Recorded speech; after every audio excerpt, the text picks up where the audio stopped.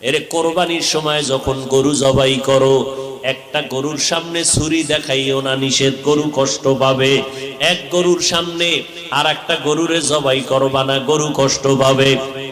গরুটারে রশি দিয়া বাইদা জমিনের মধ্যে শোয়াইয়া 1 সেকেন্ড দেরি করবা না। কিন্তু আমাদের সমাজের মানুষেরা কোরবানির সময় গরুটারে হাতে পায়ে বান্ধিয়া মাটির মধ্যে শোয়াইয়া এরপরে বিশাল চিঠি পড়ে, অমুকের মাইয়া, অমুকের ভোলা, এইরকম 7 নাম 13 বাড়ির নাম নিয়া গোষ্ঠী শুদ্ধা নাম পড়ে। অমুক একজনের নাম আব্দুর রহমান, নাম বলল, বাবার নাম, মায়ের নাম, ওয়ার্ড, এরপরে থানা, এরপরে জেলা। কিও এত নাম কেন? আমার এই নামে তো অমুক জেলায় আরো থাকতে পারে, যদি এই জেলার নাম না কও তাহলে আমার দোয়া তো আর এক জেলায় চলে যাইব।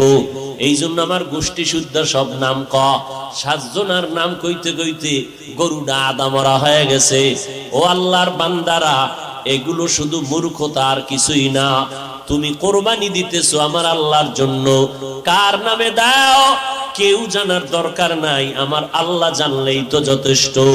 আল্লাহর জন্যই যদি দিয়া থাকো, ইমাম সাহেবের ডাইকে আবার গরুডারে কষ্ট দিয়ে কেন চিঠি পড়াও? এর একমাত্র কারণ এই মানুষটা বড় মূর্খ। জুমার দিন ইমাম সাহেবের নিয়ত করছে, হুজুর আব্বার লেগে একটু দোয়া করেন। পকেটে 1000 টাকার হাদিয়াটা রাখছে।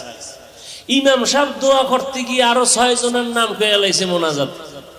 মোনাজাতের ভিতরেই মেজাজ গরম, হাদিয়াটা দিয়া হবে না, যে ইমাম সাহেব আমার বাবার জন্য দোয়া করতে গিয়া 1000 টাকা দিব হাদিয়া নিয়ত করছি, হেদিয়া আরো 6 জনের নাম কইল।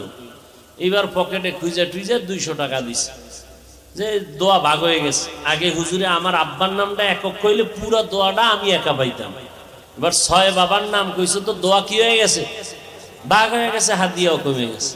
এরকম কিছু জাহেল, কিছু ধর্মান্ধ মূর্খ আমাদের সমাজে আছে না নাই? আল্লাহ হেদায়েত দান করুন।